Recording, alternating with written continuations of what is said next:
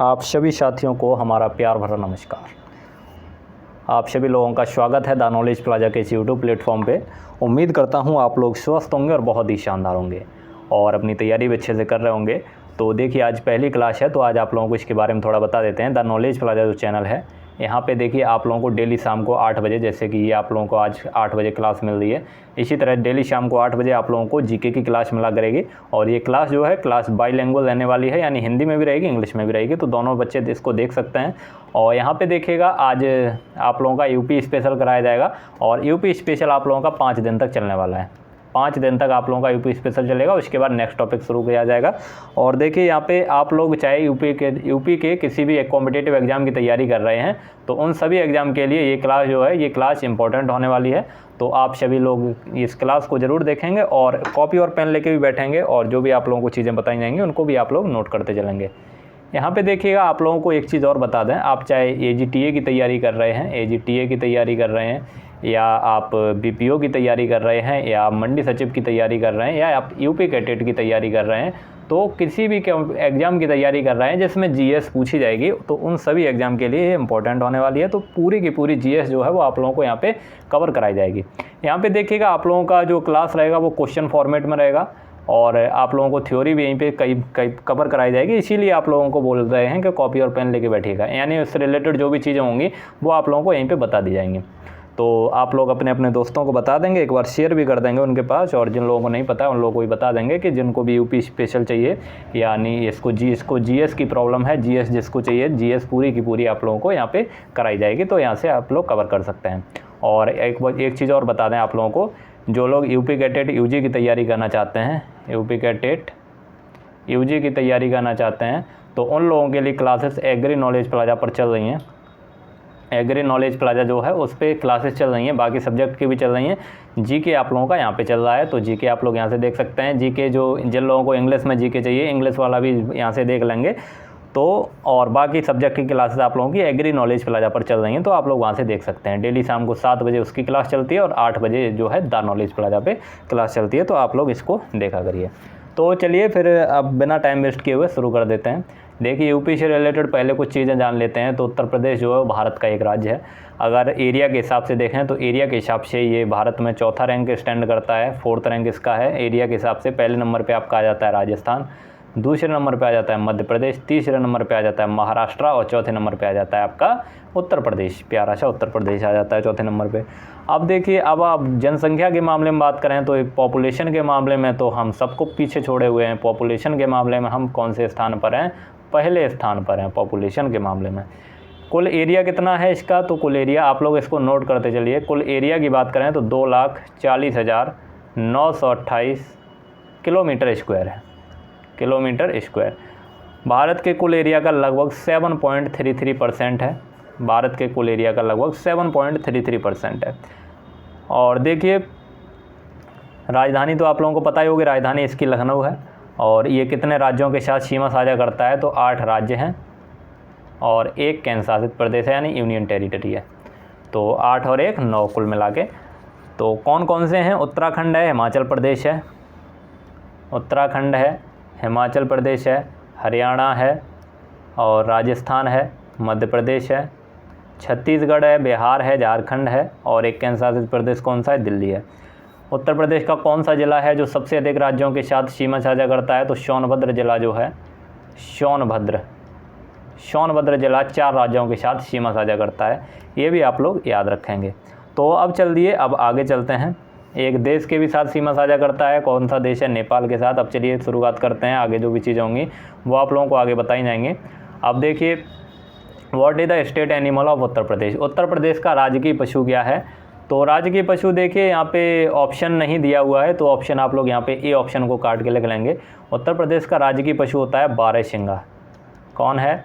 बारहसिंघा जो है वो उत्तर प्रदेश का राजकीय पशु होता है।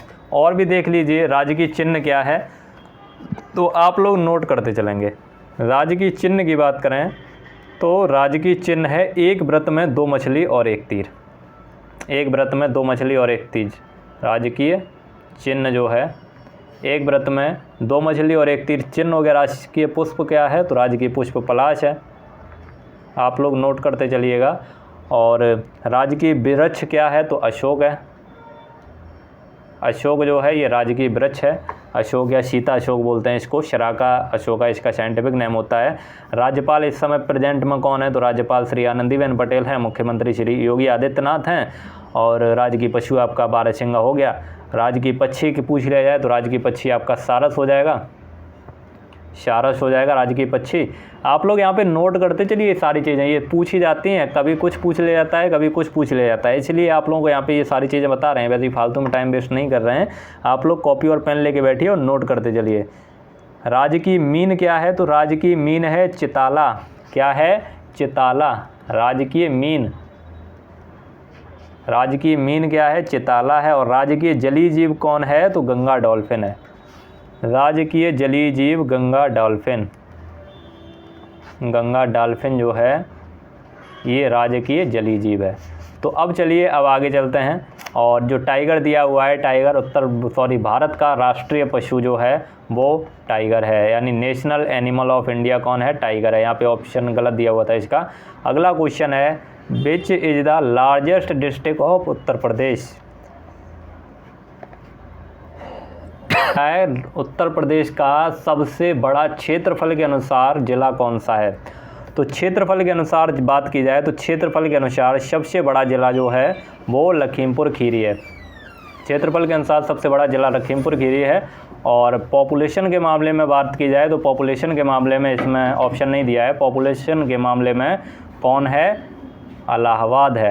इलाहाबाद जिसका नाम क्या हो गया है, प्रयागराज हो गया है। ये पॉपुलेशन के मामले में पहले नंबर पे है और क्षेत्रफल के मामले में पहले नंबर पे लखीमपुर खीरी है। लखीमपुर खीरी में एक दुधवा नेशनल पार्क है। आप लोग बताएंगे कमेंट करके कौन सा दुधवा नेशनल पार्क, सॉरी मैंने आप लोगों को बता ही दिया, दुधवा नेशनल पार्क जो है वो आपका लखीमपुर खीरी में, मैंने आप लोगों को पहले ही आंसर बता दिया। तो अगला क्वेश्चन देखिएगा, what is the official language of Uttar Pradesh. Uttar Pradesh की ऑफिशियल लैंग्वेज क्या है, यानी आधिकारिक भाषा क्या है, तो उत्तर प्रदेश की आधिकारिक भाषा आप सभी लोगों को पता होगी क्या है, हिंदी है। अगला क्वेश्चन देखिएगा, अगला क्वेश्चन है आपका, which river is known as the life line of Uttar Pradesh, यानी उत्तर प्रदेश की जीवन रेखा किस नदी को कहा जाता है। उत्तर प्रदेश की जीवन रेखा किस नदी को कहा जाता है। आप सभी लोग आंसर भी करते चलिए। तो उत्तर प्रदेश की जीवन रेखा जो है वो किस नदी को कहा जाता है, तो आप लोग याद रखिएगा गंगा। किसको, गंगा। उत्तर प्रदेश की प्रमुख नदियां यहाँ पे देख लेते हैं, आप लोग अपनी कॉपी में हेडिंग डाल लीजिए, प्रमुख नदियां।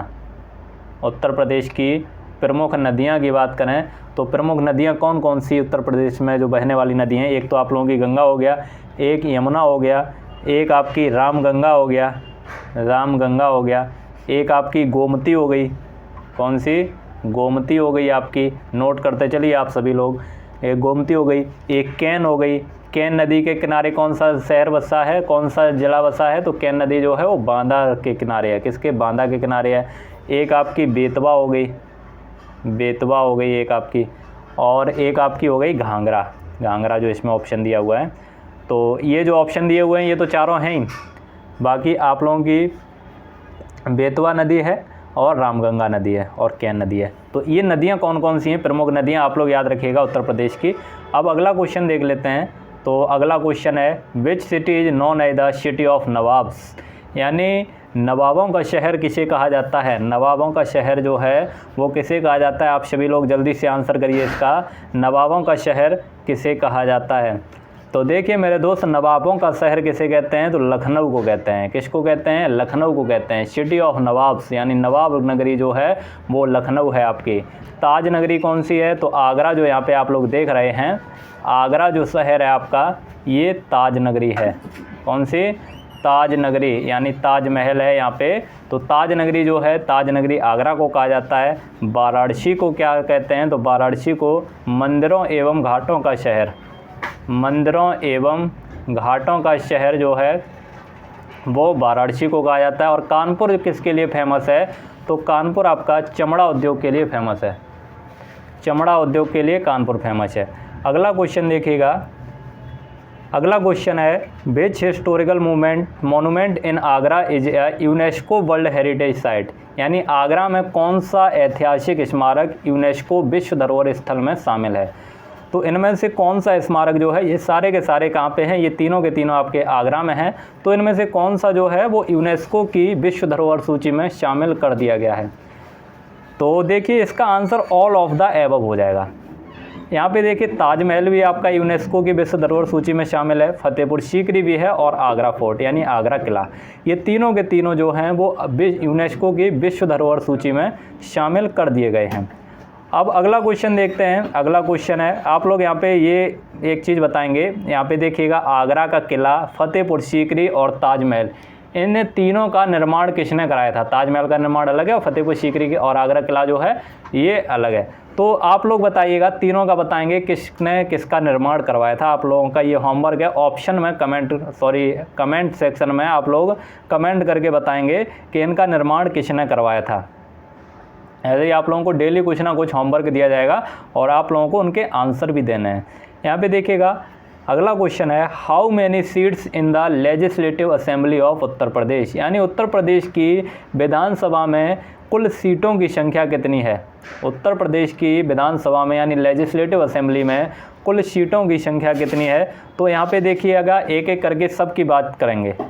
तो यहाँ पे आप लोग देखिए उत्तर प्रदेश में विधानसभा सीटों की संख्या है 403। कितनी है, 403 विधानसभा सीटों की संख्या है। राज्यसभा सीटों की संख्या 31 है और लोकसभा सीटों की संख्या 80 है।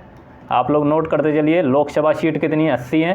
पहला जो 31 है ये क्या है, राज्यसभा सीट की संख्या है और 100 क्या है, 100 विधान परिषद सीट की संख्या है और 403 आपकी विधानसभा सीट की संख्या है। ऑप्शन बिल्कुल आपके ऐसे रखे गए हैं जो उसी से रिलेटेड हैं, इसलिए आप लोगों को एक ही चीज़ में एक ही क्वेश्चन में आप लोगों को सारी चीज़ें बता दी गई हैं, तो आप लोग नोट कर लेंगे।